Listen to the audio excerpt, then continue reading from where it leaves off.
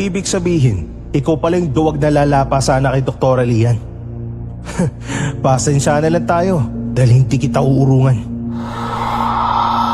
Pero wala na akong pakialam sa kanya. Dahil ikaw ang magiging susunod na tagapagmana ng Tagni. Sa tingin mo, hayaan ko yung mangyari? Dalawa lang kayong lalaban sa akin dahil tatapusin ko na ngayon pa lang ang paghihirap ng kapatid ko.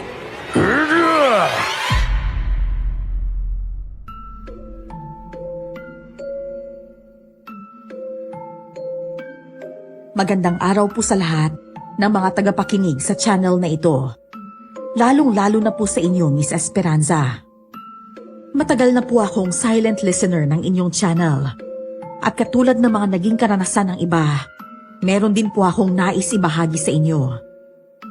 Nangyari po ito noong nagkaroon ng outreach program ang mga doktor sa baryo namin. Ako nga po pala si Elian at ito ang aking kwento. Bago ko simulan ng storya, huwag kalimutang mag-subscribe bilang suporta sa ating channel.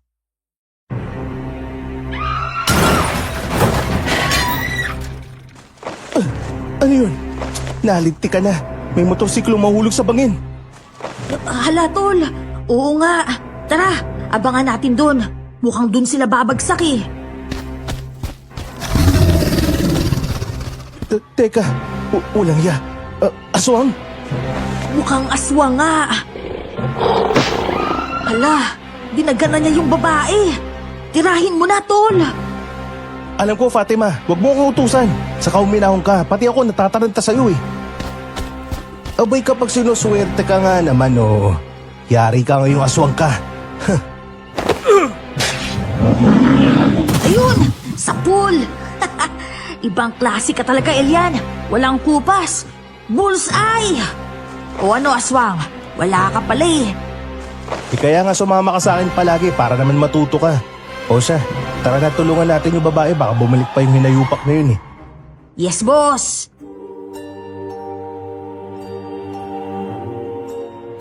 Nang maitaboy namin ang aswang, ay kaagad naman naming dinaluhan ang babae.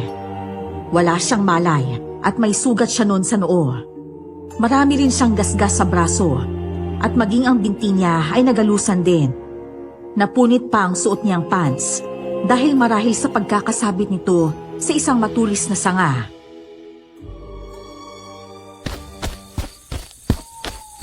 Miss, gising. Nawalan siya ng malay. Malamang, nabagok yung ulo niya eh. Shh, piloso po. Siya nga pala, hanapin mo pala yung driver ng motor. Baka malala din yung natamang sugat nun. Oo na.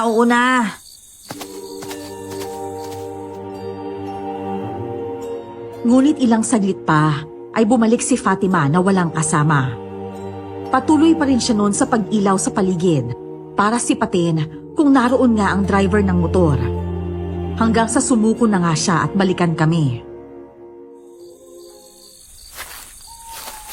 Wala, tol eh. Baka siya na lang yung kinuha ng aswang, imbis na tong babae. Siya, umuwi na lang tayo para magamot natin to. Medyo umiinit na rin yung temperatura niya eh. Baka lagnatin to mamaya kapag natagalan pa. Halika, tulungan mo kung may isakay siya sa likod ko. Buti na lang magaan siya. Hindi ka mahihirapang magbuhat. Kunin mo yung bag na yan, baka sa kanya yan. Yan na lang ang dali natin. Dinala ko sa bahay namin ang babae. At pagdating namin doon, ay kaagad ko siyang inihiga sa isang papag na nasa sala. Higaan yon ng mga pasyente namin ni Tatang Ipe. Saktong paglalapag ko sa kanya, ay siya namang paglabas ni Tatang mula sa kwarto niya. Agad namang kumunot ang noo niya nang makita ang babae at kaagad itong nilapitan saka sinurig.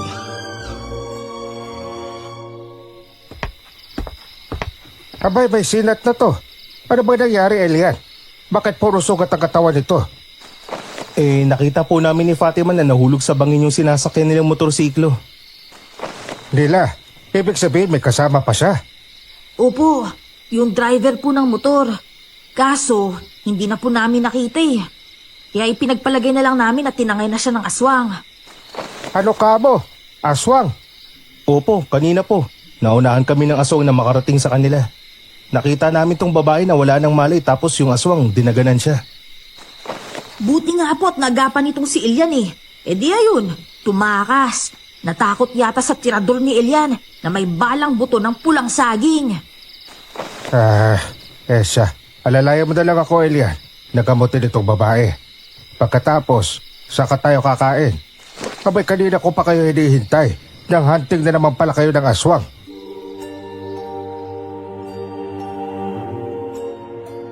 Pagkatapos naming gamutin ang babae, ay saka naman namin siya inilipat sa kwarto ni Fatima. Ito na rin ang nagbihis sa kanya dahil puno na ng dumi at dugo ang damit niya. Nang matapos siyang bihisan ng kapatid ko, ay napatingin naman ako sa suot nitong kwintas.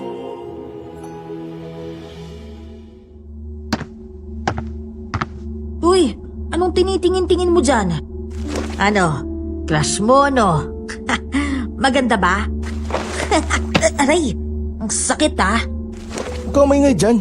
Ang kulit mo naman kasi. Saka hindi siya yung tinitignan ko, no? Yung kwintas. Yung kwintas? Hala ka, huwag mong sabihin gusto mo rin yan. Pababae yan eh. Loko, hindi kasi yun. Ay, basta. Matulog ka na lang dyan at maaga ka pang gigising bukas.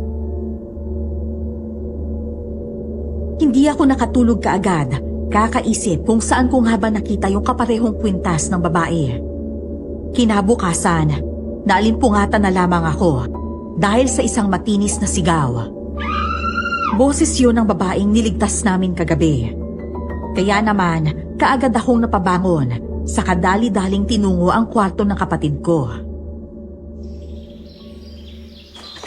Nasaan ako? Sino ka? At bakit ganito ang damit ko? Relax lang ho kayo, miss. Hindi ho ako masamang tao. Nakita po namin kayo ng utol ko sa gubat. Nahulog sa bangin yung sinasakyan yung motorsiklo. Naalala mo ba?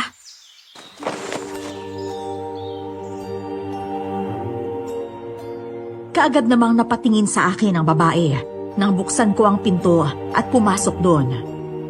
Hindi ko maipaliwanag, pero nang magtama ang mga mata namin ay may kakaiba akong naramdaman.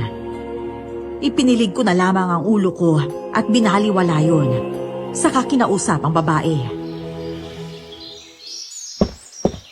Miss, magandang umaga sa'yo. Ako nga pala si Elian. Tapos siya, si Fatima, kapatid ko. Huwag ka maglala, hindi kami masamang tao. Katunayan nga, niligtas ka pa namin eh. Alam mo bang buntikan ka ng lapa? Manimik ka nga. Tinatakot mo naman yung babae. Pasensya ka na sa kapatid ko, miss ha. Ganito lang kasi talaga to, may pagkamadaldal. Hindi pala may pagkamadaldal pala talaga. Ayos lang. Pasensya na kung naging hysterical ako ah. Nagulat lang kasi ako. Saka, natakot na rin ako dahil sa nangyari kagabi. Pero, nasan ba ako? Anong lugar to? Nasa baryo ka namin. Baryo Santa Barbara. Santa Barbara? Dito rin sana talaga ang punta ko. Kung hindi lang nagkaaberya yung sinasakyan kong habal-habal kagabi. Habal-habal pala. Bakit ho naman kasi gabi na kayo bumiyahe? Delikado ho rito pag gabi. Marami pa kasi akong inasikaso bago pumunta rito.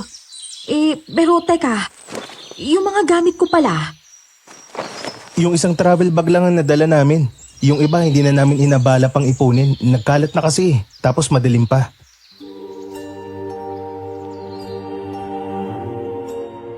Tumango naman ang babae at maya-maya pa, sumilip si Tatang Ipe sa kwarto. Nang makitang gising na ang babae, ay pumasok na rin siya para usisain ang lagay nito. Hindi rin siya masyadong lumapit sa babae dahil ayaw niyang mailang ito. Mabuti at gising ka na pala, Iha. Ano nang nararamdaman mo? May masakit ba sa'yo? Yung katawan ko ho, parang nabugbog yata kagabi nung magpagulong-gulong ako sa bangin. Hayaan mo. Igagawa kita ng tsa para naman medyo guminhawa yung pakiramdam mo. Nako, maraming salamat po sa inyo. Pero wag na ho kayong mag-abala. May baon naman ho akong pain reliever. kaya okay lang ho. Pain reliever. Oho, pampaampat ho ng sakit. Oo nga, alam ko. Ang akin lang. Mas maganda kung herbal ang iinumin mo kesa dyan sa mga gamot na galing sa butika. Mayayari ang kidney mo dyan. Umiinom naman po ako ng maraming tubig eh. Abay kahit na, aampat lang ang sakit pero hindi na yan tuluyang mapapagaling. Saka may masamang epekto sa kalusugan yung mga gamot na yan dahil may kemikal na nakahalo dyan. Natahimik ang babae dahil sa sinabi ni Tatang. Nagkatinginan naman kaming dalawa ng kapatid ko. Saka nagpaalam ng lalabas para maghanda ng almusal. Sumunod naman si Tatang at iginawa nga ng tsaang babae. Kaya pala may mga gamot na dala yung babae. Abay, doktora pala kasi. Lian ang pangalan niya. Doktora Lian Buenavides. Doktora ho? Abay, bakit naman siya napadpad dito sa baryo kung ganun? Dito na ba siya madidestino? Abay, malay ko. Pwede ko naman na itanong. Ba't parang interesado ka naman yata, Tol? I smell something malansa. Tumimik ka ng tomboy ka. Tomboy ka pero nagtutunog bakla ka dahil dyan sa mga pinagsasabi mo. Ayaw mo nun? May kapatid kang all-in-one. Girl boy bakla tomboy. Hay ewan, ang dami mo talagang alam. Mag-asikaso ko na nga lang dyan at nang makapag-almusal na tayo. Bandang alas 8 ng umaga nang magpasama si Doktora Lian sa amin sa Barangay Health Center. Kagabi pa raw dapat siya nakarating doon kung hindi lang sila na-aksidente ng kasama niya. Mabuti na nga lang at hindi niya naalala pang itanong ang tungkol sa driver ng habal-habal na hindi na namin natagpuan. Ayoko kasing isipin niya na delikado rito sa baryo namin. Malayo pa ba yung health center niyo rito? Hindi naman ho, doktora. Sadyang nakakapagod lang ang daan dito sa amin kasi mabato tapos hindi diretso. Naku, ayos lang yun. Sanay akong pumunta sa mga liblib na lugar, gaya nito. Kapag kasi ganito may mga outreach program ang ospital, isa ako sa lagi nagvo-volunteer. Wow! Ang bait niyo naman po, doktora! Naku, hindi rin no. Obligasyon ko lang na tumulong. Tumulong sa mga nangangailangan ng karampatang gamot. Lalo na sa mga ganitong lugar na malayo sa mga ospital. Kayo, baka gusto niyo magpa-check up. Libre lang naman eh. Nako, hindi na ho namin kailangan magpa-check up, doktora. Nandyan naman po sina kuya at tatang eh, para gamutin kami. At saka, nasanay na kasi kami sa mga herbal na gamutan.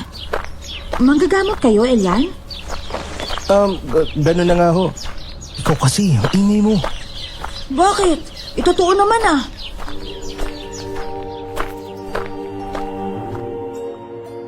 Nailang tuloy ako sa paraan ng pagtingin sa akin ni Doktora Lian. Parang may gusto siyang sabihin.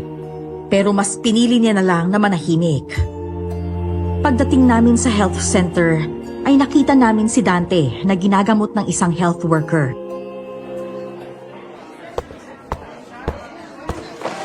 Dante, paano ka? Bakit ang dami mong sugat? Teka, magkakilala kayo? Oo naman, kilala yan dito sa baryo kasi anak siya ng kapitan. Ano? Siya yung driver ng habal-habal na sinakyan ko kagabi. Masipag ho kasi talaga yan, doktora. Hindi mapakalian kung wala siyang ginagawa. Kaya kapag day off niya sa trabaho, sumasideline ng habal-habal. Magandang araw po sa inyo, doktora. Pasensya na ako kagabi. Hindi ko talaga alam na magkakaaberya yung motor. Okay lang. Mabuti naman at hindi ka napuruhan. Kumusta ang pakiramdam mo? Maayos naman po. Marami lang pasa at galos. Kayo po? Maayos na ako. Tinulungan kasi ako ni na Elian at Fatima eh. Pero Dante, saan ka na ba napunta kagabi? Nung nilibot ni Fatima yung pinagbagsakan niyo, wala ka ron. Hindi ko rin alam, Elian. Nawalan din kasi ako ng ulirat noon dahil tumama yung ulo ko sa bato. Eto, tapos paggising ko, nasa isang kuweba na ako. Nagkatinginan kami ni Fatima dahil sa sinabi ni Dante. Ibig sabihin lang kasi noon ay marahil siya nga ang tinangay ng aswang dahil hindi ito nagtagumpay na kunin si Doktora Lian. Ang nakakapagtaka ay kung bakit iniwan lang siya ng aswang sa kuweba at pinabayaan. Nagkibit balikat na lamang ako at saka nagpaalam ng uuwi dahil marami pa kaming aasikasuhin sa bahay. Hindi ko na lang sinabi na may gamutang nagaganap doon tuwing alas 10 na umaga hanggang alas 3 ng hapon. Ang ganda talaga ni Doktora, Tol.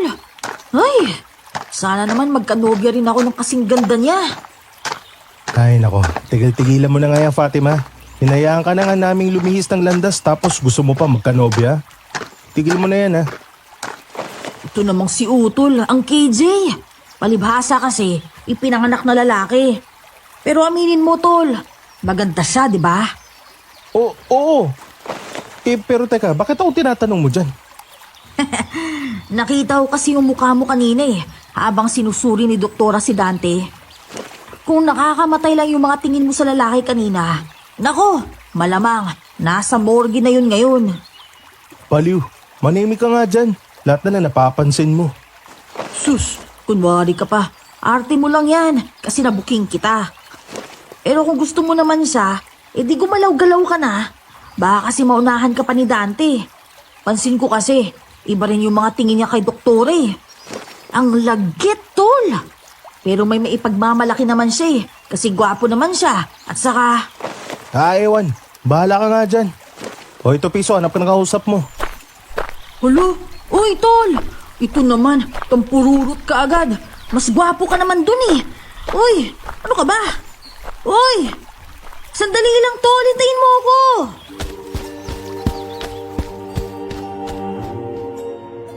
Kahit ako, hindi rin maintindihan ang sarili ko kung bakit naiinis ako sa paraan ng pagtitig ni Dante kay Doktora Lian. Yung tingin niya kasi, tipong may masamang balak. Pero kilala ko naman si Dante at wala pa siyang inaagrabyadong tao sa baryo namin. Higit 10 rin ang naging pasyente namin at pasado alas 3 na ng hapon kami natapos. Susunduin niyo ba mamaya si Dr. Lian sa center? Wala naman po siyang sinabi. At saka, bitbit niya na rin naman yung mga gamit niya. Kaya baka may tutuluyan naman sila doon.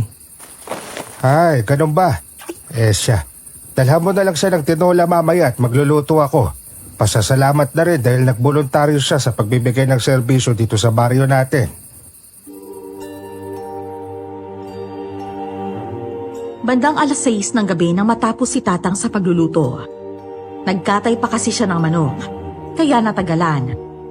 Sasama pa sana si Fatima sa paghahatid, pero tumanggi na ako.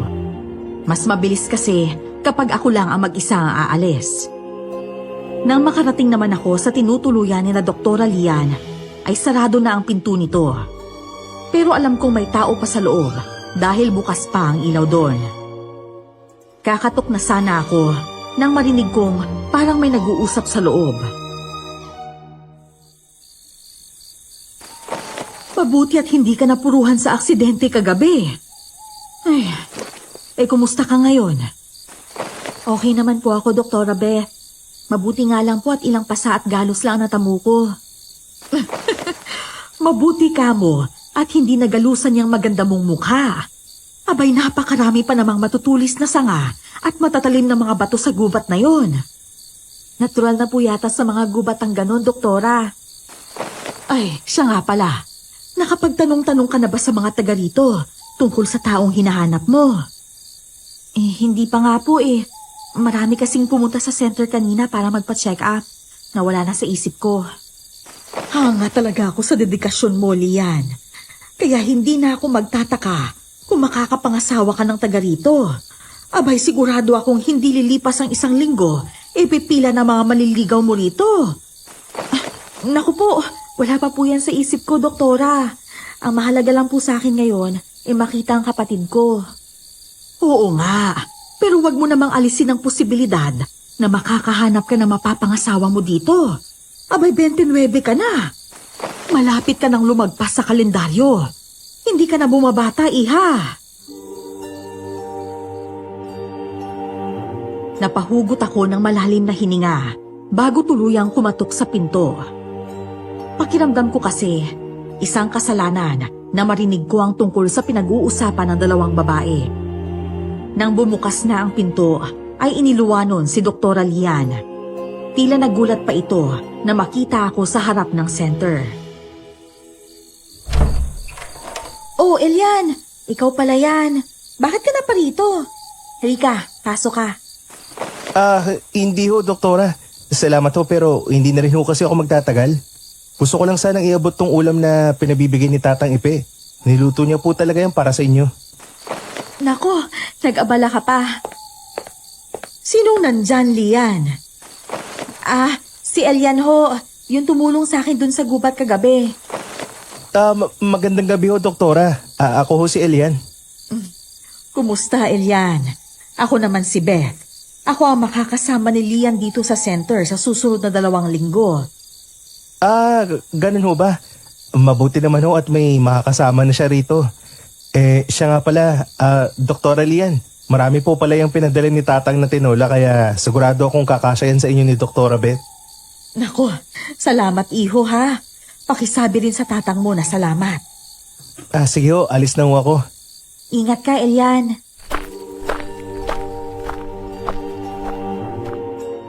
Habang naglalakad ako, ay hindi ko mapigilang mapaisip tungkol sa sinabi ni Doktora Lian. Ibig sabihin, may iba pa siyang pakay bukod sa outreach program nila. Parang lumilipad ang isip ko habang naglalakad. Kaya naman hindi ko namalayang may nakaabang na pala sa akin mula sa malayo. Naramdaman ko na lamang ang kakaibang presensya na yon nang ilang talampakan na lang ang layo ko mula sa kanya. Sa lilim ng isang punong mangga kung saan may malaking bato ay nakapatong ang isang nilalang na animoy palaka. Nang makita ko ay kaagad itong tumayo at saka tumalon papunta sa daraanan ko. Kamusta, Elian? At sino ka namang hinayupak ka? Ang lakas naman ng loob mong humarang sa daraanan ko. Kung kilala mo ko, ibig sabihin taga rito ka lang din. Isipin mo kung anong gusto mong isipin. Pero tuturuan muna kita ng leksyon dahil sa ginawa mong pangingialam sa akin kagabi. Ibig sabihin, ikaw pala yung duwag na lalapa sana kay Doktora Lian. Pasensya na lang tayo dahil hindi kita uurungan. Ang ayoko sa lahat, yung pakilamero. Umangil ng malakas ang aswang na agiton bago ako sugurin. Hinugot ko sa tagiliran ko ang balisong na bigay ni Tatang Ipe. Sinalag ko ang unang atake niya hanggang sa maging sunod-sunod na yon. Inaamin kong wala akong panama sa lakas at bilis niya, pero hindi ako magpapatalo ng ganon-ganon lang. Humanap ako ng tiyempo para masugatan siya, at nang sunggaban niya ako sa braso, ay kaagad ko siyang inundayan ng saksak sa sikmura. Napaigik siya at kaagad na lumayo sa akin. Oh, ano? Nasaan ang pinagmamalaki mo, Agitot? Peste ka talaga kahit kailan, Elian. Mananampasin kita ngayon. Pero sa susunod ng magkakapaulit sa mga plano ko, hindi na ako mangingin ng ibang kasalupang kinatatayuan mo. Hindi na ako nagkaroon pa ng pagkakataong makasagot sa mga banta niya dahil mabilis siyang tumakbo papunta sa madilim na bahagi ng kakahuyan. Nang maglakad na ako, ay saka ko lang naramdaman ang hapdi ng sugat ko sa braso. Nagdurugo yun, kaya bago pa man ako manghina dahil sa dugong lumalabas doon, ay nagmadali na akong makauwi. Aray! Dahan-dahan naman, masakit. Tiisin mo. Dahil kung hindi ay may infeksyon tong sugat mo. Yan kasi, sabi na sasamahan ko na, aayaw-ayaw pa. O ano ka ngayon? Huwag ka nga, Fatima. Kung kasama kita, baka napatay niya na tayong dalawa. Mas okay na ako lang ang nasaktan kaysa tayong dalawa, no? Tama Kuya Elian mo, Fatima. Mas sanay siya sa pakikipaglaban sa mga aswang kaysa sa'yo. Kung kasama ka kanya kanina baka mawala lang siya sa focus dahil kakailanganin niya pang siguraduhin pati ang kaligtasan mo.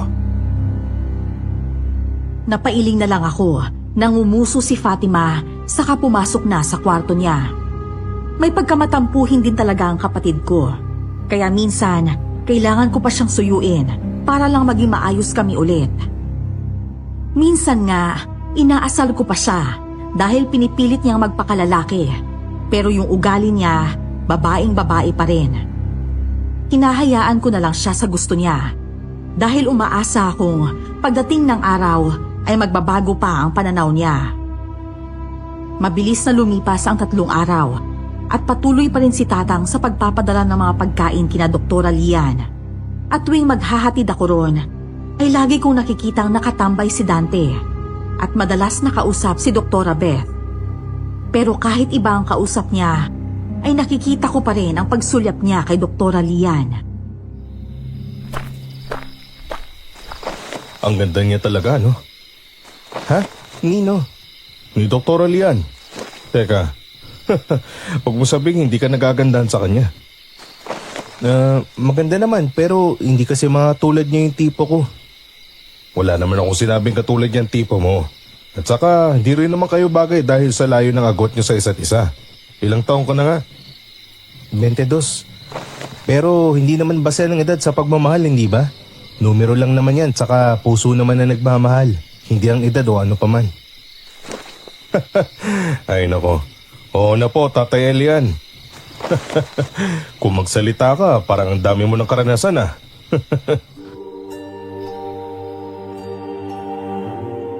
Nakitawa na lang din ako para hindi na humaba pa ang usapan. Hindi kasi talaga ako masalitang tao, maliban na lang sa mga kasama ko sa bahay. Pagsapit naman ng araw ng linggo, ay nagulat na lang ako. Nang umaga pa lang, ay nandun na sa bahay si Doktora Lian.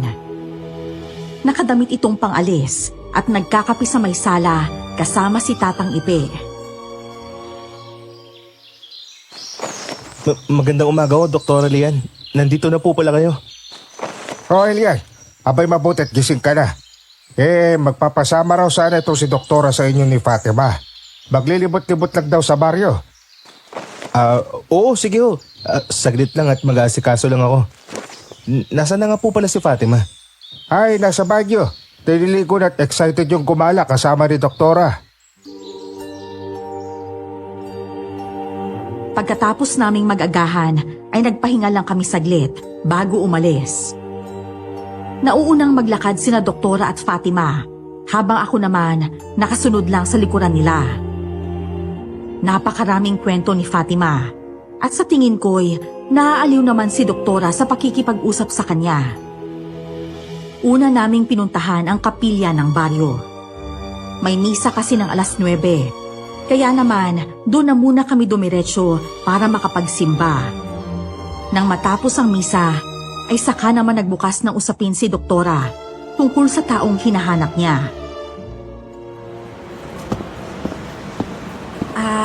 May iba lang ako. May kilala ba kayong Tandang Felipe? Tandang Felipe? Anong apelyido? Marami kasing Felipe dito sa amin, Doktora. Kaya mahirap tukuyin kung sino talaga yung taong hinahanap mo. Yun nga yung problema ko eh. Hindi ko alam kung anong apelyido niya. Basta't ang sabi lang sa akin ng nanay ko dati, bago siya mawala, hanapin ko raw si Tandang Felipe. Dahil siya lang ang nakakaalam kung nasaan ang kapatid ko. Kapatid? May nawawala kayong kapatid? Ang astig naman po pala ng buhay niyo, Doktora. Parang pang teleserye. Pero mahirap nga po yan. Malabo ho nating mahanap yan. Kailangan natin ang buong pangalan niya. Di ba, Tol? Ha? Oo nga. Tama si Fatima.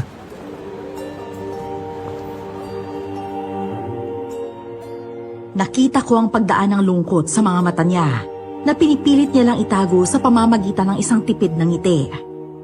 Nagtanong-tanong pa kami sa ibang mga taga-baryo, pero iisa lang din ang sinasabi nila. Katulad ng sinabi ni Fatima. Bago kami umuwi, ay inihatid na muna namin sa health center si Doktora Lian. Bakas ang pagod at lungkot sa mukha niya. Kaya naman na makauwi na kami ni Fatima, ay kaagad kong naisip na ipagluto siya.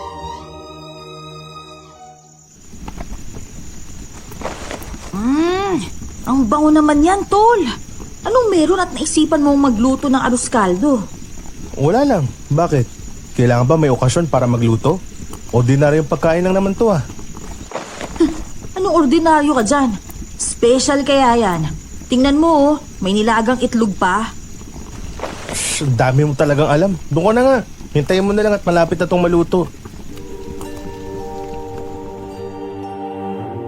Pagkatapos kong magluto, ay nagsalin kaagad ako sa isang stainless na baunan. Dinalhan ko na rin si Doktora Beth para naman may kasabay kumain si Doktora Lian. Hindi ko pa lubos na maintindihan kung bakit ayokong nakikitang malungkot ang doktora. Pero ng mga sandaling yun, gusto kong gumawa ng paraan para maibsan man lang ang nararamdaman niya. Pero pagdating ko doon, ay nakita ko na naman si Dante. Nakikipag-usap siya sa dalawang doktora. Nagtatawanan silang tatlo habang kumakain ng banana Q. Aalis na lang sana ako, pero nasulyapan ako ni Doktora Beth, kaya tinawag niya ako.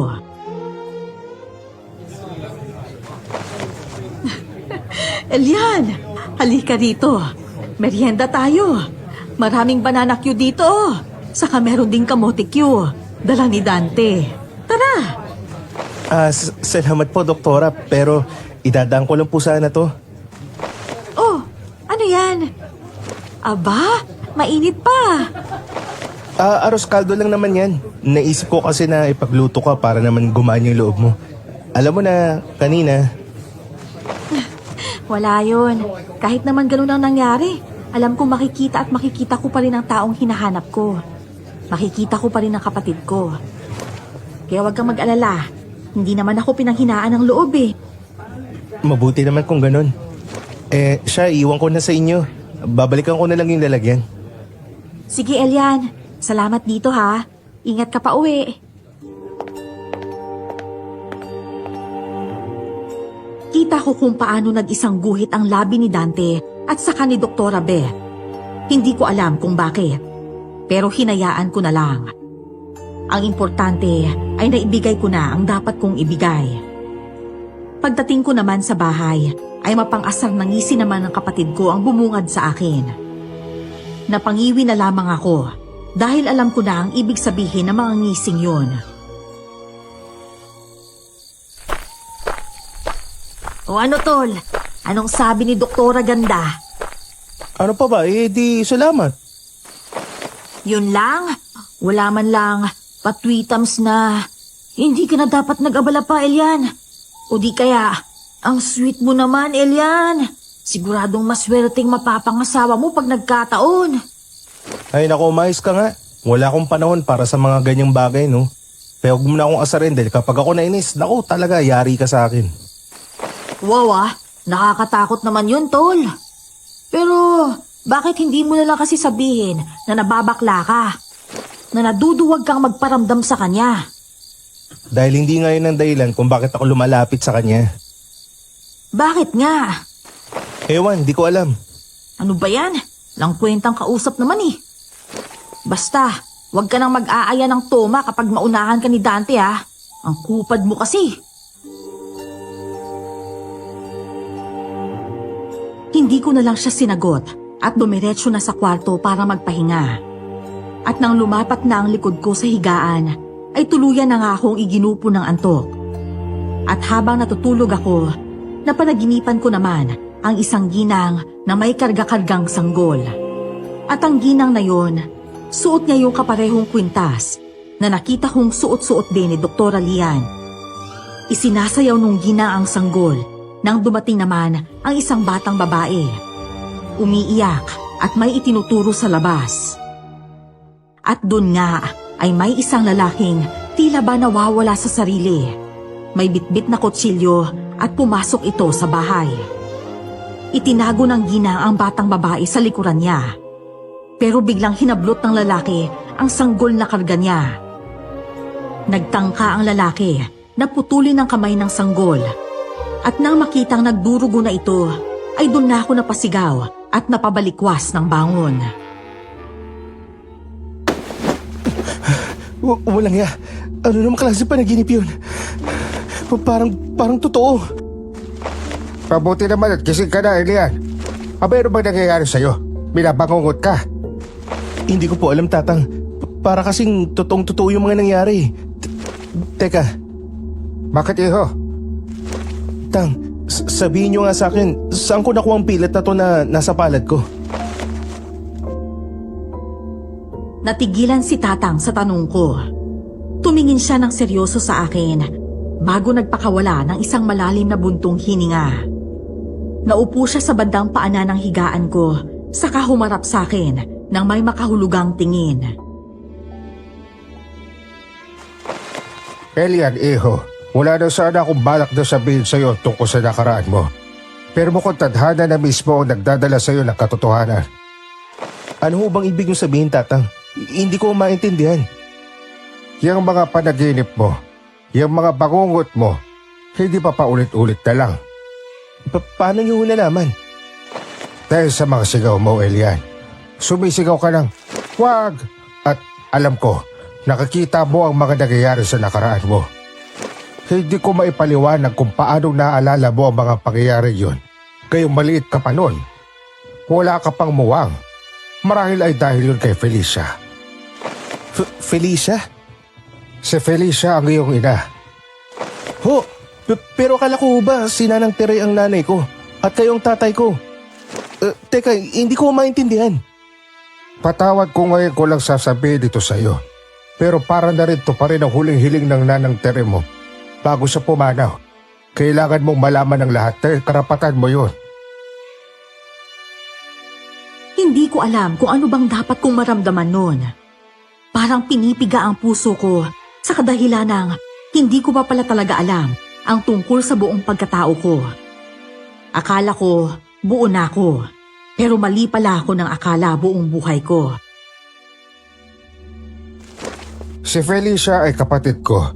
Paliit ka pa noon nagdaling ka niya rito sa amin. Iyak kayo ng iyak, kayong tatlo.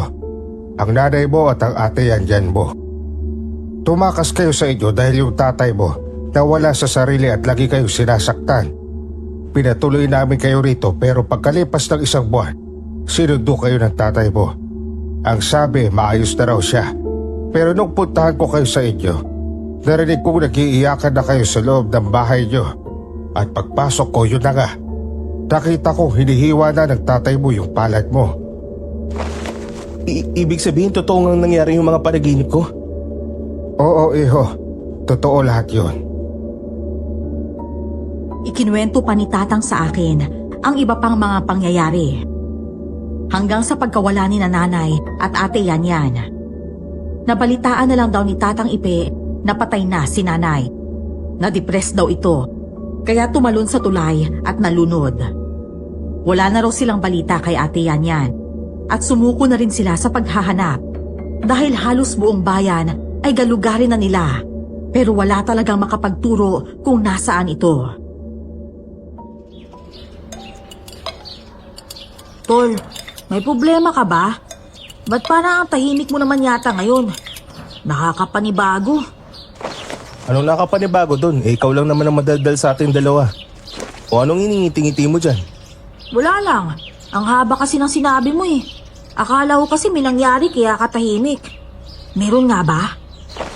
Hay nako Fatima, huwag mo nang kulitin dyan kuya mo at kumakain. Kumain ka na lang din dyan.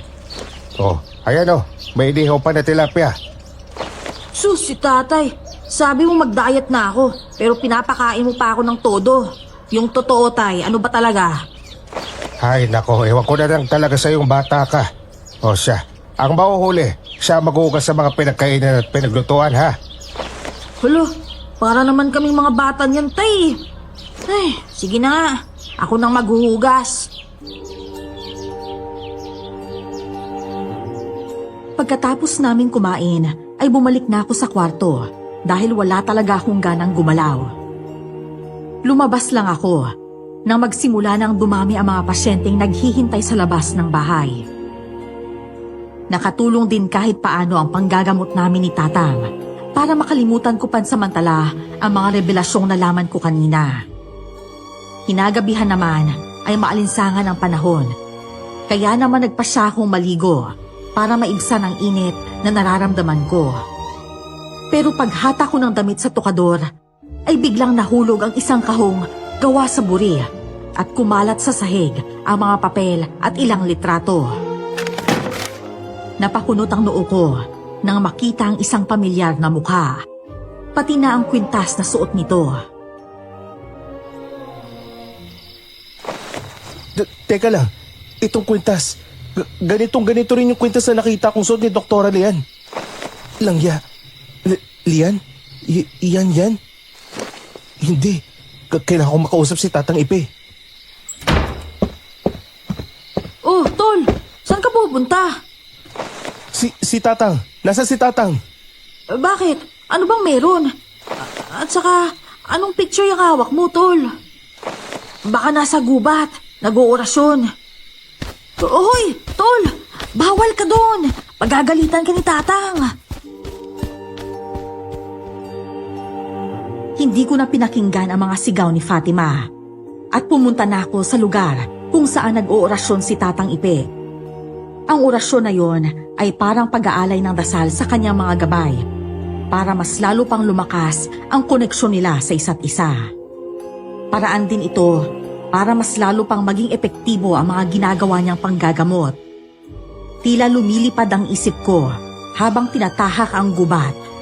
At saktong pagdating ko ron ay nagsisindi ng lampara si Tatang Ipe.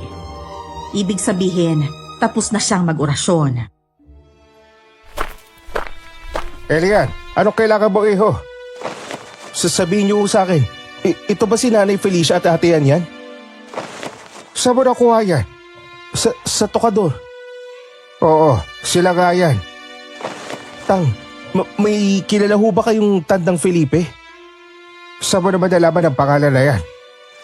Kay Doktora Lian ho, may nahanap ho siyang isang tao at Tandang Felipe yung pangalan. Ang sabi niya, alam daw ng taong yun kung nasa ng kapatid niyang nawawala. Tang, hindi ho kaya si Dr. Lian at si Ate Yan naiisa? Tapos tignan niyo sa litratong to. May suot si nanay na kwintas, Tang. May ganito kwintas din ho si Doktora Lian, Tang eh. Felipe ho ang tunay niyong pangalan, di ho ba? Ibig sabihin, kayo ho yung taong hinahanap ni Doktora Lian. Oo, ako nga yun. Nang marinig ko ang sagot ni Tatang Ipe, ay tila ba biglang bumigay ang tuhod ko at napasalampak na lang ako sa lupa. Ramdam ko ang pagdaloy ng mainit na likido sa gilid ng mga mata ko, pababa sa pisngi, habang nakatingin ng diretsyo kay Tatang Ipe. Hindi ko maapuhap ang dapat na sabihin dahil inuunahan ako ng lungkot.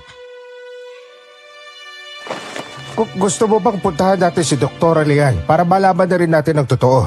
Kung siya nga ba talaga si Adyan at kung anong nangyari bago sila magkahiwalay ni Felicia? Hindi ko ho alam, Tang. Paraw akong nangihina eh. Akala ko kayo ang tatay ko at totoong kapatid si Fatima pero hindi pala.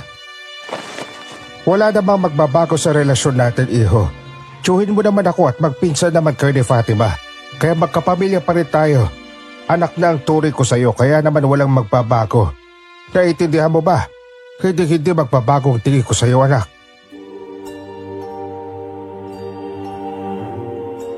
Nang maibsan na ang bigat na nararamdaman ko, ay kaagad na kaming umuwi ni Tatang para magpahinga. Kinabukasan, pagkatapos mag-almusal, ay napag-usapan naming puntahan si Doktora Lian sa health center.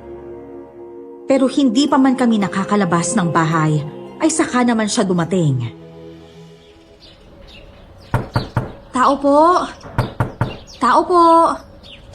Oh, Tol! Si Doktora Lian nasa labas! Siya papasokin mo na. Doktora Lian! Kayo ho pala. Magandang umaga ho. Haliho kayo. Pasok ho kayo. Magandang umaga rin. May lakad ba kayo? Kasi kung oo, babalik na lang ako mamaya. Ay, hindi ho, doktora. Ang totoo nga ho niyan, sa'yo dapat kami pupunta eh. Talaga ba? Aba, kung ganon, sakto palang pumunta na ako rito. Ay, siya nga pala. Heto, may dala akong suman. Tamang-tama, masarap tong iparis sa kape. Nandito na pala si Doktora Lian. Hindi na pala namin kailangan umalis kung ganon. Oo nga ho eh. Saka mas mabuti na ako na ang pumunta dito. Kesa naman pumunta pa kayo dun sa tinutuluyan ko. Nakakahiya naman ho yun eh. Ay, ano ka ba? Wala namang kaso yun eh. Siya, dahil nandito ka naman na tutuloy na lang ako sa bayan para makapag-usap kayo ni Elian. Samahan ko na ho kayo, Tay. Baka po kasi makaistorbo pa ako sa kanilang dalawa eh. He, tumigil ka nga dyan. Kahit kailan talaga napakatumid ang utak mo. Habang nasa kusina ako, ay dinig na dinig ko ang usapan ng tatlo. Sakto namang pagkatapos kong magsipilyo, ay siya namang paglabas ni Tatang Ipe at Fatima sa pinto. Ngumiti ng tipid si Doktora Lian na ginantihan ko rin naman. Hindi ko mawari noon kung bakit parang tumatago sa kaluluwa ko ang mga titig ni Doktora Lian. Ako naman, may biglang naisip, kaya kinuha ko ang litrato sa kwarto ko at saka bumalik sa sala. Naupo ako sa upuang nasa harap niya at saka inilahad ang litrato ng nakataob. Napakunot ang noo niya, saka tumingin sa akin na para bang kinakapa kung ano bang dapat na sabihin. Kinuha niya mula sa kamay ko ang litrato. Akala ko ayun ang titingnan niya, pero nagulat ako dahil inilapag niya lang yun sa lamisita bago suriin ang palad ko. Elian, saan mo nakuha ang pilat na to? Sasagutin ko yan mamaya. Sa ngayon, tignan mo muna yung litratong iniabot ko sa'yo. Mas lalo pang kumunot ang noo niya. Ngunit mabilis niya rin dinampot ang litrato, saka tiningnan ito. Napasinghap siya at tila hindi makapaniwala. Nang muli siyang bumaling sa akin, ay meron nang namumuong mga luha sa gilid ng kanyang mga mata. Saan mo nakuha to? Ibig sabihin ba niyan? Ibig sabihin, ikaw ang kapatid kong nawawala? Elian, ikaw si Toto. Toto, kapatid ko. Ate yan. Ate yan. Ang tagal kong hinintay ang pagkakataong to na makasama ka ulit. Alam mo ba, bago ako iniwan ni nanay sa ampunan, sinabi niyang hanapin daw kita kapag nagkatrabaho na ako. Kaya sa unang sweldo ko, ikaw kaagad ang una kong naisip. Hinanap kita, Toto. Kung alam mo lang kung gaano ko sinikap na mahanap ka. Kaya po pala nung unang kita ko pa lang sa'yo, iba na kaagad yung naramdaman ko. Dahil ikaw pala ang ate ko at yung naramdaman kong yun, isang lukso ng dugo. Pwede ba kitang mayakap? Namiss kita ng sobra eh. Tumango lamang ako, saka lumapit sa kanya at agad siyang niyakap. Na mga sandaling yun, naiintindihan ko na kung bakit gano'n na lang ang kagustuhan kong mapalapit sa kanya. Bagaman may konting pagkailang, ay naroon ang pakiramdam na gusto ko siya palaging makasama. Nakakalungkot man na hindi na namin makakasama pa si Nanay Felicia. Pero masaya kaming natagpuan namin ang isa't isa. Pagdating ni Tatang Ipe at Fatima, ay naabutan nila kaming nagtatawanan. Nagkukwentuhan kasi kami noon tungkol sa mga naging karanasan namin habang lumalaki.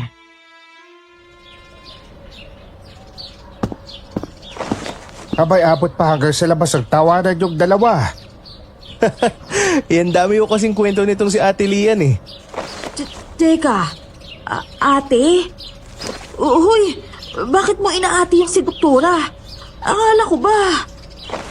Kapatid ko si Elian, Fatima.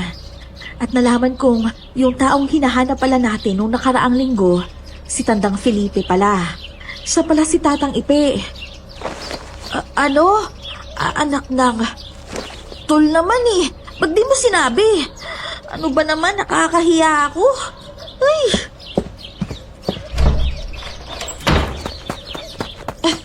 Oh, paano yun? Hayaan mo na, Doktora. Ganon talaga yun kapag napapahiya. Tang naman eh. Lian na lang ho. O di kaya, yan. Total, yun naman ang palayaw ko eh. Huwag na ho kayo masyadong formal at tsuhin ko naman ho pala kayo. Ay, bakit kaya hindi ko kayo nabukhaan kaagad? Malamang bata ka pa nun. Saka nag-iiba rin ang itsura ng tao. Sa kaso naman ni Tatang Ipe, ganun pa rin ang itsura niya. Nga lang naging puro puti na yung buhok. Paano hindi po puti ito tumatanda na ako. Dagdagan pa ng kakulitan yung dalawa ni Fatima, abay talagang uubanin ako kasasaway sa inyong dalawa. Sabay-sabay na lang kaming nagtawanan noon dahil sa sinabi ni Tatang Ipe. Kinagabihan ay doon na rin naghapunan si Ate Lian. Hinatid ko rin siya pagkatapos sa tinutuluyan niya na malapit lang din naman sa health center. Simula noon, araw-araw ko nang hinahatiran ng pagkain si Ate Lian. At katulad ng dati, tuwing pupunta ako ron ay nandun si Dante at may dalang kung ano-ano para kay ate. O pre, nandito ka ulit. Ang sipag mo naman. Wala Ganun naman talaga kapag mahal mo, di ba?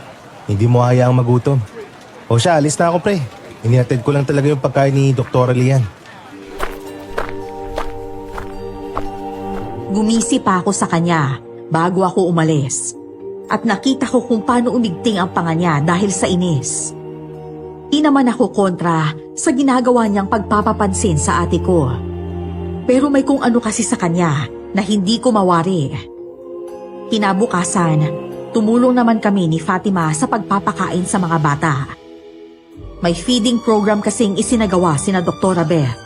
Dahil kinabukasan ay tapos na ang misyon nila at kailangan na nilang bumalik sa Maynila. Ang saya pala makisali sa mga ganitong program, Dok, ano? Mag-volunteer kaya ako sa mga medical mission nyo. Kahit assistant nyo lang sana. Kung gusto mo, pwede naman Kaso, wala akong ipapasweldo sa'yo. Ano ka ba, Dok? Volunteer nga Ibig sabihin, kawang gawa. Hindi lang ako mawalan ng pagkain. Okay na sa akin yun. Seryoso ka? Iwan mo si Tatang dito? Nandyan ka naman Saka nakakaburyo kaya na wala akong ginagawa sa bahay. Buti kung naman ako yung galing ni tatay sa panggagamot. Hindi naman. Ay, o siya. Kung saka masaya, sige. Alam ko namang papayagan ka ni Tatang Lalo na't mabuti naman yung hangarin mo. Dahil may oras pa naman, ay sinamahan namin ni Fatima si ate na bumili ng mga pasalubong sa bayan. Mga minatamis na pwede niyang dalhin para sa mga kaibigan niya, pati na sa adoptive parents niya. Sigurado ka bang ayaw mong sumama, Toto? Toto! Uy, ang tinatawa-tawa mo dyan? Gusto mo bang mabatukan, ha? Tsaka ate naman, Toto, malaki na ako Elian na lang, parang awa mo na. Mabibigwas ang kutong isang to dahil sa pang-asar sa palayaw ko Hala, anong inaasar ka dyan? Hindi kaya. At saka, sa itsura mo kasi ako natataw Hindi sa palayaw mo.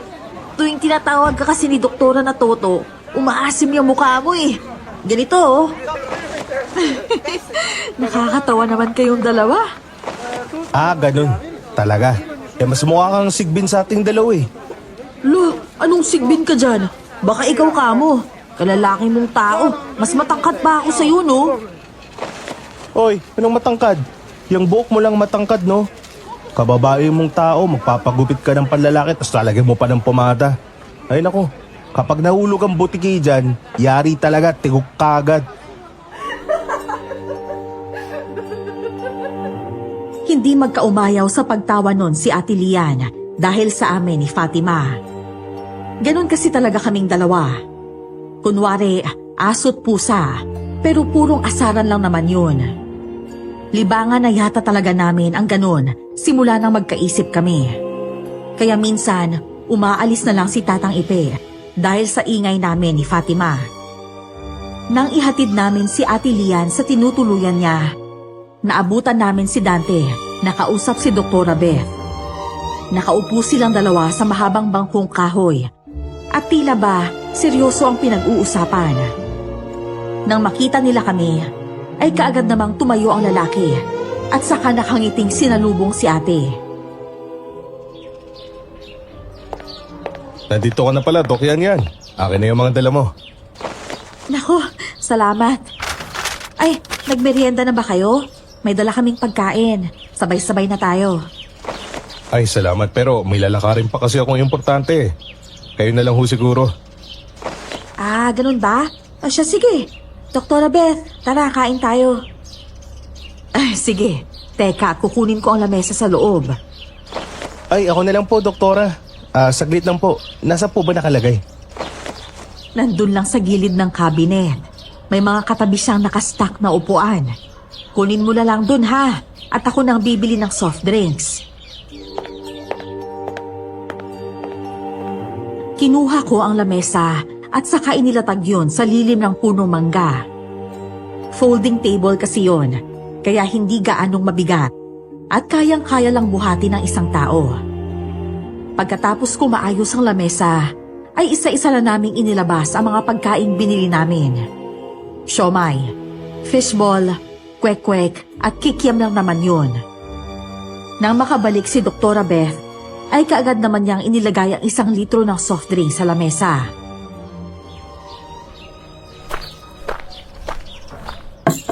Yun, tara, sibog na tayo. Yang kwek-kwek na lang akin. Siomay, Dok, ayaw niyo po? Ayoko sa maanghang eh. Ay, siya nga pala. Naayos mo na bang mga gamit mo? Maaga pa tayo bukas, ha? Oo, Dok. Konti lang naman po ang aayusin ko eh. May mga basang damit pa kasi ako. Kaya di ko na muna nilagay sa bag. Anong oras nga po pala yung alis nyo bukas? Mga 7:00 na siguro. Sa susunod na araw pa naman yung duty sa ospital eh. Sige, ako na pong maghahatid sa inyo sa terminal bukas. Nang sumapit naman ang 6:00 ng sumunod na araw, kaagad akong tumungo sa tinutuluyan ni na ate para tulungan siya sa pag-aayos ng mga gamit niya at samahan sila papuntang terminal. Ngunit pagdating ko ron ay ang natataranta at aligagang si Doktora Beth ang naabutan ko. Elian, mabuti naman at dumating ka. Diyos ko, hindi ko na alam ang gagawin ko. Tulungan mo ako, Elian. Ho? Bakit? Ano bang nangyari? At saka, teka, nasan si ate? Yun na nga eh. Hindi ko alam kung nasan siya. Basta't pagising ko kanina, bukas na yung pinto ng kwarto niya. Tapos wala na siya rito. Ho? Di ba ho ngayon ang alis nyo pabalik ng Maynila? Saan naman siya pupunta ng ganito kaaga? Yun din ang hindi ko alam. Ay, Diyos ko, hindi pa niya sinasagot ang mga tawag ko. Ay, teka, tatawagan ko nga ulit. Muli ngang sinubukan ni Doktora Beth na tawagan ang cellphone ni Ate Lian. Pero maya-maya lang ay may narinig naman akong tunog na parang nagva-vibrate. Hinanap ko kung saan yun banda at nakita kong nasa loob ng drawer yon sa side table ni ate. Pareho kami nagkatinginan ni Doktora Beth nang makitang yun nga ang cellphone ni ate. Saan naman kaya pupunta yun? Hindi nun ugaling mag-iwan ng cellphone. Ay, Diyos ko naman. Wala ho ba kayong napansing kakaiba kanina o kagabi? Wala kayong kakaibang narinig? Wala eh. Kaya nga nagulat ako dahil wala si Lian dito. Biglang kumabog ng malakas ang dibdib ko dahil sa mga nangyari. Pero kahit nag-aalala ako para sa kalagayan ni Ate Lian, pinilit kong itago yun. Naikuyom ko na lang ang kamao ko hanggang sa makaisip ako ng solusyon. Naghanap ako ng bagay na laging ginagamit ni ate at isang panali sa buhok ang nakita ko sa bag niya. Kaagad ko yung kinuha, saka mabilis na naglakad palabas. Teka, Elian, saan ka pupunta? May gagawin lang ho akong importante. Kailangan nating mahanap si Ate Lian sa lalong madaling panahon. Malakas ang kutob kong mapapahamak siya sa kamay ng taong kumuha sa kanya. Pero paano mo naman nasisigurong kinuha nga siya? Dahil hindi naman naalis si ate nang walang dahilan. Saka hindi rin siya nag-text sa akin kaya malakas ang kutob ko may kumidnap sa kanya. Ano? Sasama ho ba kayo sa bahay? Sige, dito na lang ako. Baka kasi nagkakamali lang pala tayo at nag-aalala sa wala. Hayaan mo, sasabihan ko siya kaagad na tawagan ka kapag nakabalik na siya. Sana nga ho makabalik na siya. Sige ho, alis na ho ako. Pagdating sa bahay, ay kaagad akong kumuha ng lumang itak at saka itinali sa hawakan nito ang panali ni Ate Lian. Pagkatapos ay naglatag ako ng banig at inilagay sa gitna ang itak. Kumuha rin ako ng palaspas at saka kinondisyon ang sarili ko para sa gagawing ritual. Umusal ako ng mga dasal at pagkatapos ay hinipan ko ang hawak ng palaspas. Inihampas ko yun sa itak at maya-maya pa ay kusa na itong gumalaw. Inabangan ko kung saan ito tuturo hanggang sa tumigil ito at tumuro sa silangan. Naabutan ako ni Tatang Ipe sa ganoong ayos, kaya naman nagtaka siya at nagtanong. Elian, iho, abay aga-aga nagsasagawa ka ng ritual. Sino pinapahanap sa'yo? Tang, nawawala ho si Ate Lian. Ano ka mo? Diyos ko, paano naman nangyari yun? Di ba magkasama pa kayo kahapon? Yun nga ho, Tang eh. Magkasama lang kami kahapon tapos biglang malalaman ko na lang na nawawala pala siya. Ni hindi rin alam ni Dr. Beth kung nasan siya. Yan, tignan mo. Nakaturo ang talim ng itak sa silangan. Sa dulo ng palayan. May kakahuyan doon at naraw na kuweba. Oh, Tay, Utol, anong meron? Parang ang seryoso ng pinag-uusapan niyo ah. At saka, sinong hinahanap niyo? Ikinuwento ko kay Fatima ang nangyari. Galing kasi siya sa palengke para bumili ng sangkap sa lulutuing ulam. Kahit siya ay nagulat din dahil hindi rin niya aakalaing mawawala si Ate Lian. Ibig sabihin lang nun, may dumukot sa kanya. Sino naman kaya? Ayoko magbitaw ng pangalan pero parang may hula na ako kung sino. Gusto mo bang samahan kita sa paghahanap kay Lian? Mas madali kung dalawa tayong maghahanap. Sasama rin ako, Tol. Kaagad kaming nag-ayos at saka nagdala ng mga sandata sakaling manlaban ang kung sino mang dumukot kay Ate Lian. Kung totoo ngang dinukot siya. Pagkatapos ay nagmadali na kaming umalis. Dala ko pa rin ang itak na ginamit ko sa ritual at ang palaspas.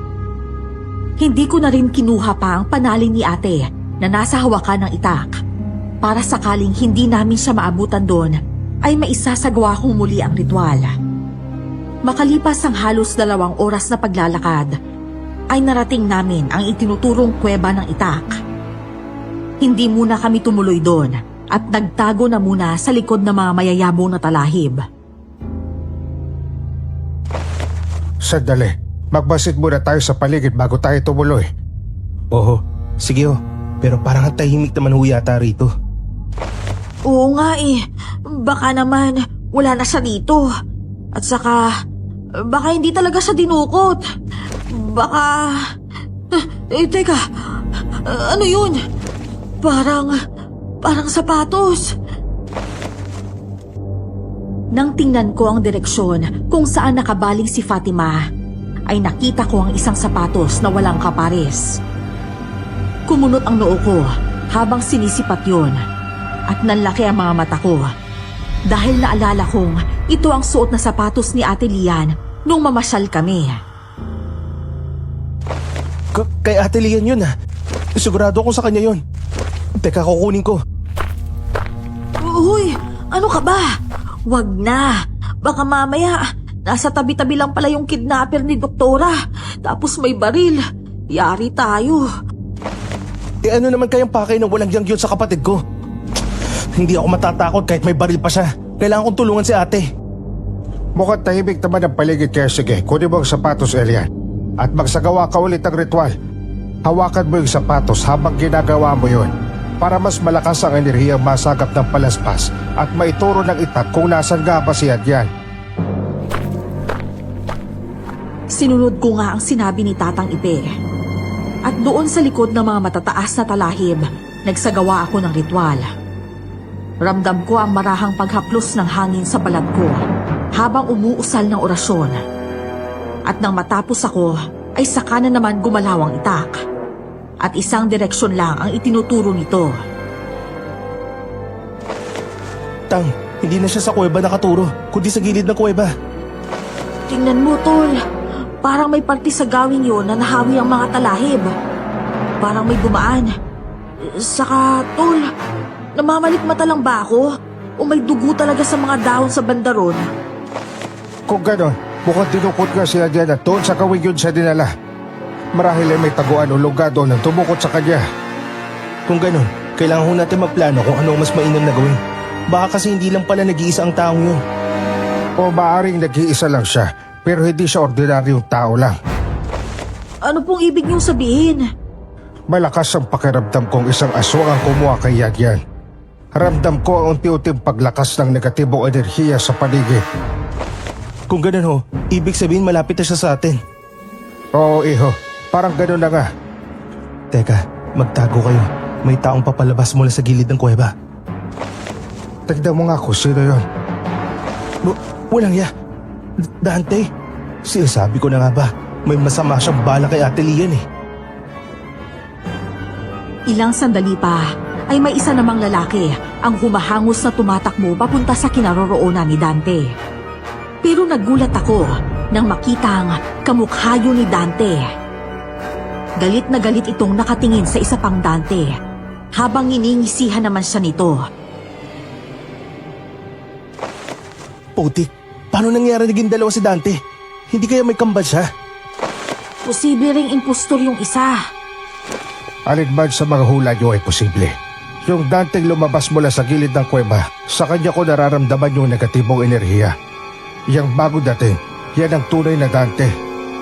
Ano ba yan? Nakakatakot na rito.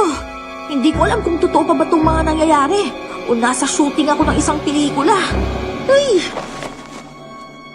Walang yakad, Damian! Sumundi na lang si Lian. Hayop ka! Sumusobra ka na! Ngunit imbes na sumagot, ay ngumisi lang ito. Hanggang sa ang ngising yun, ay tuluyan nang naging halakak. Kamukha siya ni Dante at nasa anyong tao siya. Pero ang boses niya parang galing sa ilalim ng lupa. Malalim, malaki, malamig at nakakatakot. Hindi ba't sinabi ko naman sa'yo, akin si Lian. Sa akin siya'y pinangako ni Ina, kaya huwag ka nang makisawsaw. Hindi. So tingin mo ba, hayaan na lang kita sa binabalak mo sa kanya? Mamamatay muna ako bago mo magawa yun. May kinuhang patalim si Dante mula sa kanyang likuran. Sa kasinugod ang nakangising si Damian. Tila hindi naman ito naalarma at hinintay lang na makalapit sa kanya si Dante. Nang halos gadi pa na lang ang pagitan nilang dalawa, ay mabilis na kumilos si Damian, saka pumunta sa likuran ni Dante. At saka siya nito siniko sa likod. Sumadsad padapa sa lupa si Dante. Si Damian naman ay tumawa na para bang tuwang-tuwa sa nagawa. Hindi mo ko kaya, Dante. Kaya huwag mo nang pilitin pang lumaban. Bakit kasi hindi mo nalang tanggapin ang kapalaran mo at maging katulad ko? Total, magkapatid naman tayong dalawa. Kambal mo ko, kaya dapat sa akin ka kumampi. Pwe! Kahit ano pang sabihin mo, Damian, hindi ako tutulad sa'yo. Mga wala kayong puso, mga mamamatay tao. Walang magagawa yung pagiging makatao mo, Dante. Kahit pagbalibalik-tarin mo man ang mundo, magkapatid tayo at may dugo kang aswang. Isa ka pa ring agitot, Dante. Tumayo si Dante. Matalim ang mga titig na ipinukol niya kay Damian at saka hinubad ang kwintas na suot. Marahil ay yun ang dahilan kung bakit hindi namin naramdaman na isa rin siyang aswang. Dinig namin ang halakak ni Damian Ngunit ang paningin namin ay na kay Dante. Kung yan ang basehan mo ng lakas, pues, tatapatan kita. Yan, ganyan nga kapatid ko. Yakapin mo pagiging isang aswang. Gagawin ko to, hindi para kumampi sa'yo, Damian. Gagawin ko to para iligtas ang babaeng mahal ko.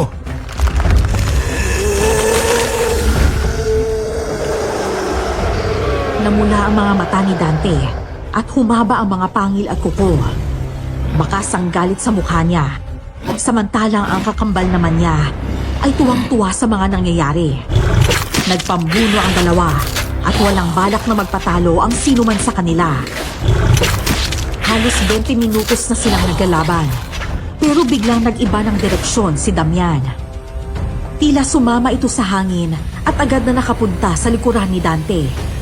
Sinaksak siya nito, kaya muli siyang sumadsad sa lupa.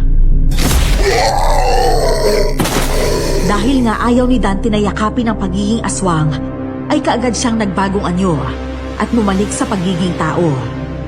Napasuka siya ng dugo at napakuyom ng kamao. Yan ang napapala ng mga katulad mong malampot. Ano, lalaban ka pa ba sa lagay na yan, ha, Dante? Kung ako sa'yo, kumampi ka na lang sa amin ni Ina. Sakupin natin ang baryo. Total, yun naman talaga ang plano. At sa pamamagitan ni Lian, magpaparami tayo ng lahi. Walang iya ka talaga kahit kailan, Damian. Hindi ko hayaan may gawin ka masama sa kanya. Hindi ako papayag. Naiibang ka na talaga, Dante. Ganyan ba ang nagagawa ng pag-ibig sa'yo? Hindi mo ba alam na para lang yun sa mga mahihina? Tang, hindi ho ba natin tutulungan si Dante? Masama na ho ang lagay niya. Ihanda nyo mga patalib nyo. Kapag madihado na talaga si Dante, saka tayo susugod. Kayo na ho ang lumaban, Tay. Kailangan kong umikot para makapunta doon sa pinagkulungan ni Damian kay Doktora. Habang nakikipaglaban kayo, hahanapin ko si Doktora. Oo nga, tama ka Fatima. Kailangan may magliligtas din kay ate. Ganun na nga ang ginawa namin. Mabilis, ngunit maingat na tumakbo paalis si Fatima. Habang kami naman, naghahanda na sa gagawin naming pakikipaglaban kay Damian. Muli niya pa sanang uundayan ng saksak si Dante gamit ang mahahaba niyang kuko. Nang lumabas kami ni Tatang Ipe mula sa pinagtataguan naming talahiban. Napabaling siya sa amin. Ngunit imbis na mabahala, ay humalakhak lang siya na para bang tinutuya niya kami. Tignan mo nga naman ang pagkakataon, ano? Nagsama-sama pa talaga kayo mga talunan. At anong akala nyo? Matatakot ako sa inyo? Pues nagkakamali kayo. Ba't matapang ka na ngayon ah?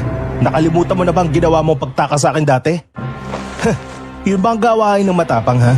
Ang sabihin mo, binibilog mo lang ang ulo namin para hindi namin mahalatang nangangatog na sa takot yung kaluluwa mo. Elian, Tatang Ipe, si Lian, iligtas niyo siya. Huwag mo nang alalahanin pa si Lian, Dante. Kaya niya ang sarili niya. Ang mas importante ngayon ay mapuksa ang walagyang halimaw na to.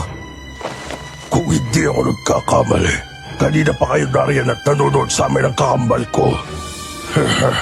Alam na alam niyo kung sino kakampihan eh. Pero ito ang tatandaan niyo. Kahit magkampihan pa kayo, hindi niyo ako matatalo. Huwag kang puro dadadamyan. Sa akin pa nga lang nababahag na yung buntot mo. Paano pa kaya kung tatlo na kaming lalaban sa'yo? Tatlo? Naibang ka na talaga, Elian. Sa tingin mo, hayaan ko yung mangyari. Dalawa lang kayong lalaban sa akin dahil tatapusin ko na ngayon pa lang ang paghirap ng kapatid ko. Wag! Ina, Ano? Ina? Ano ibig mo sabihin? Nanay mo si Doktora Beth? Huwag mong saktan ang kapatid mo, Damian. Hindi siya ang kalaban natin. pero traitor siya, Ina. Baka siya pa mismo ang pumatay sa atin sa huli. Hindi pa huli ang lahat, anak. Alam kong darating ang araw. Papanig din sa atin ng kapatid mo. Kaya kung meron mang dapat patayin dito, Sila yon. Dahil sila mga pakialamero.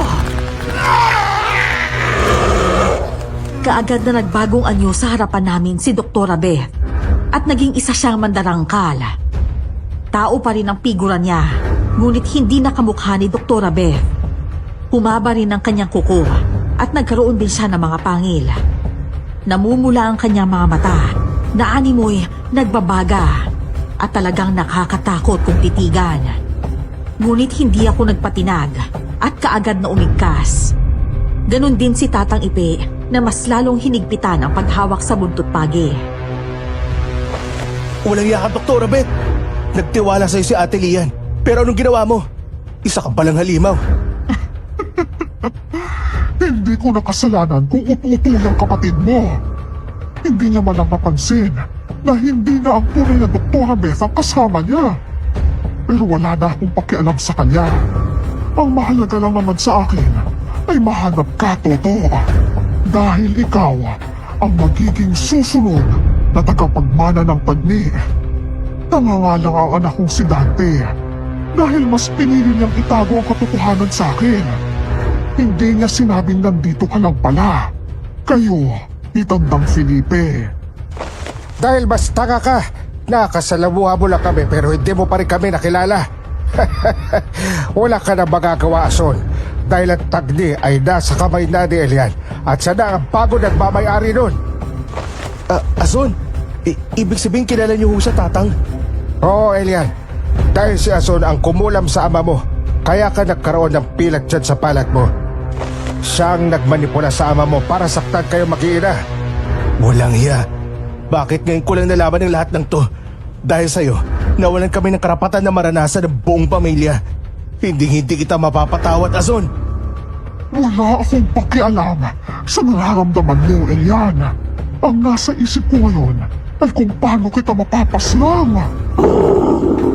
Kaagad na sumugod ang mandarangkal at ako ang pinuntirya nito. Mabilis akong kumilos, kaya nakaiwas ako sa pag-atake niya. Ngunit dahil wala naman akong kalasag, ay nasugatan ako sa braso. Napasigaw ako sa sakit nang maramdaman ko ang pagkapunit ng balat ko. Buwisit ka, mandarangkal ka. Akala mo magpapatalo ako sa'yo. Pwes, tanggapin mo to! Linti ka talagang kutong lupa ka. Tingnan natin kung hanggang saan ang tapang mo. Sige lang, sugod! Nang matikman mo ulit ang paglapat nitong balisong ko sa balat mo. Muli niya akong sinugod at sa kasunod-sunod na nagpakawala ng kalmot at suntok. Natamaan niya ako sa balikat at sikmura. Pero kahit nasugatan na ako, ay hindi pa rin ako nagpatinag. Ayokong ipakita sa kanya na nasasaktan ako. Mas lalo ko lang binilisan ang pag-amba sa kanya ng saksak. Hanggang sa matamaan ko siya sa kanyang tagiliran.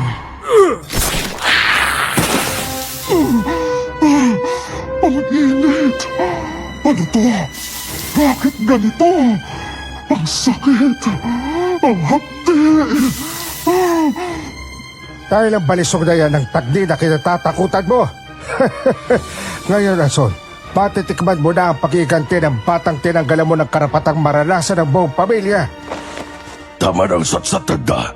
Halika rito at tayo magtuos. Hindi na tayo hayaan, Damian. Magtigil ka na sa kaibangan mo. Muling nagpambuno ang magkapatid. Habang si Tatang Ipe naman ay nakatanaw lang kay Azon na nooy nag-aalipasa na dahil sa hindi niya maintindihang pakiramdam na likha ng Tagni. Hanggang sa ilang sandali pa ay nagsimula ng maagnas ang kanyang balat. Umimpis ang kanyang pisngi at katawan hanggang sa unti-unti ay matunaw ang kanyang mga laman. Nang hindi na siya gumagalaw, ay saka naman may lumabas na itim na binhi mula sa kanyang bibig. Nakaagad namang kinuha ni Tatang Ipe. Mga walang hiya kayo. Pinatay niyo si Ina. Ikaw, Dante. Sa kanila ka pa rin makakapay sa kabila ng ginawa nila sa nanay natin, ha? Mahal ko kayo ni Ina, Damian. Pero hindi ko gusto ang mga ginagawa nyo. Nananakit kayo ng ibang tao at pumapatay. Ayokong mamuhay na daladala ang konsensya ng mga ginagawa nyo. Kaya maigi pa magpahinga na lang kayo. Ano to? Bakit? Panahon na para makipagkita ka sa iyong ina sa impyerno! Mas diniinan ko pa ang pagkakasaksak sa batok niya gamit ang tagni. Unti-unti rin siyang natunaw, katulad ng kanyang ina. Pagkatapos ay kinuha rin ni Tatang Ipe ang itim na binihing lumabas mula sa bibig niya at saka yun isinilid sa isang maliit na garapon kasama ng binhi ni Azon. Maya-maya pa ay may mga kaluskos na kaming narinig mula sa talahiban at lumabas mula ron sina Fatima at Ate Lian. Ate Lian! Lian, Dante, huwag kang lalapit sa akin. Hayop ka. Isa kang halimaw. Lian, pakinggan mo muna ako. Ay, pasensya ka na, doktora. Hindi ko na nasabi sa'yo dahil sa sobrang pagmamadali. Hindi siya yung dumukot sa'yo, doktora. Anong hindi? Siya yun. Nakita kong... Teka, bakit? Paano nagkaroon ka ng nunal sa sentido mo? Wala naman yan kanina. Dahil hindi nga ako yun, kundi ang kakambal kong si Damian. May kakambal ka? Oo, pero huwag kang mag-alala. Wala na sila. Sila? Mamaya na tayo magpaliwanagan. Ang mahalaga ay ligtas ka na, Lian. O siya, tara nang umuwi at nang magamot na natin ang mga nasugatan. Mabuti pa nga, Tay. Nagugutom na rin kasi ako eh. Naalala ko, hindi pa pala tayo kumakain. Ay, naku naman. Hala, oo nga pala, yung binili kong isda. Yari, sigurado akong mabaho na yun. Nagkatinginan na lang kaming lahat. Saka napailing nang mabilis na kumaripas ng takbo si Fatima para umuwi. Kinagabihan ay doon na sa bahay natulog sina Ate Lian at Dante. Malubha kasi ang sugat ng lalaki at kailangan pang tingnan ang magiging reaksyon ng katawan niya. Kadalasan kasi sa mga nagkakaroon ng malaking sugat ay nilalagnat. Doon na rin namin ikinwento kay Ate Lian ang lahat ng mga nangyari bago sila dumating ni Fatima. Ibig sabihin, si Doktora Beth...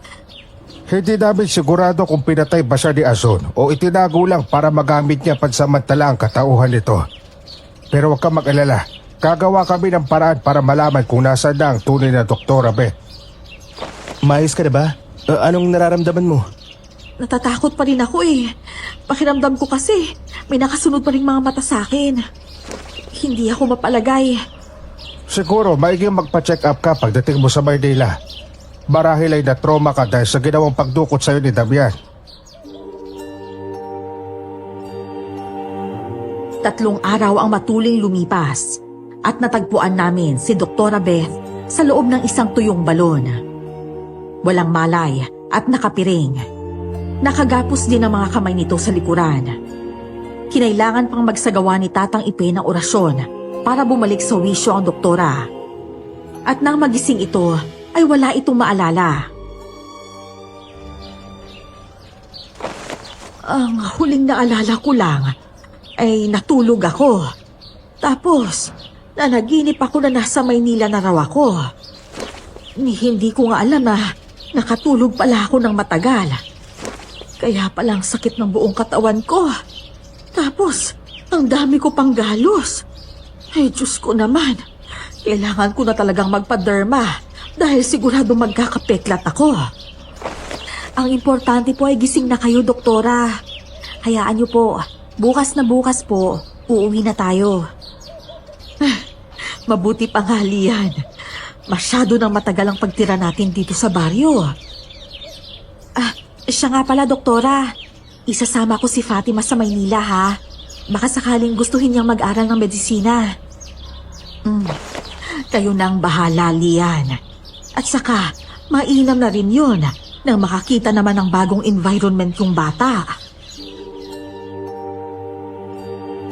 Sumama nga si Fatima kay Ate Lian pabalik ng Maynila. At ako naman, naiwan kasama si Tatang Ipe. Bumalik sa dati ang rutina namin at nanggagamot na ulit kami. Si Dante naman mas piniling tumulong sa amin sa pag-aasikaso sa mga pasyente. Siya na rin ang tagaluto ng pagkain namin sa tanghali at naging mas malapit pa kami sa isa't isa. Buwan ng Desyembre nang bumalik sina Ate Lian sa baryo namin para doon idaos ang Pasko kasama namin. Batol! Ikaw ba yan? Hindi kita nakilala. Babaeng babae ka na. Ano, nabakla ka na ba kasama kay Ate Lian? Ay nako, kung alam nyo lang, napakaraming maliligaw niyang si Fatima dun sa amin. Grabe ka naman, doktora. Mas maganda ka naman kaysa sa akin eh. Intimidated lang yung sila sa'yo kasi alam nilang hindi sila papasa sa standards mo. Lian, nandito ko na pala. Kumusta ka? O baka naman meron na, kaya dead man na sa iba. Ano ba yan? Ang kati na ng lalamunan ko. Ay, dyan na muna kayo ha. Kuha lang ako ng tubig. Teka lang, usap po na kayo dyan. Puntahan ko lang si Tatang Ipe. Bago umalis, ay tinapik ko pa ang balikat ni Dante. Napatunayan niya ang sarili niya sa amin at nakita kong pursigido siya na ipakitang hindi siya katulad ng nanay at kapatid niya. Kaya naman pagkatapos ng bagong taon, bago umalis sina Ate Lian, ay nagkasundo na silang dalawa ni Dante. Makalipas naman ang isang taon, ay nagpasya nang lumipat si Ate Lian sa probinsya namin para magpatayo ng maliit na butika at klinika sa barangay namin. Naku, maganda yung ideya mo ate. Mas mainam nga magkaroon ng butika dito sa baryo para hindi na tumakbo pa sa bahay ng mga tao. Lalo na ngayong malapit na naman ang tagulan. Uso na naman ang ubo, sipon sa kalagnat. Oo nga eh, at saka para maging abala din si Fatima. Tsaka mas mabuti talaga kung may negosyo ka. Oo nga naman, tama. Sang-ayon ako sa sinabi mo, doktora. Eh paano ba yan? Dito na rin kayo magpapakasal ni Dante? Anong kasal? Hindi ko pa nga nobyo yung tao eh. Kasal na agad ang iniisip mo. Ay di pa ba? Akala ko kasi kayo na eh. Ang sweet niyo naman kasi. Sa ngayon po, ay nasa edad 33 anyos na ako at wala pang pamilya. Malapit naman kasi sa akin ang mga anak ni na Ate Lian at Dante, kaya parang may mga anak na rin ako. Dito ko na po tatapusin ang kwento ko. At sana po ay nagustuhan ito ng mga tagapakinig ninyo. Muli, ako po ito, si Ilian. Lubos na gumagalang.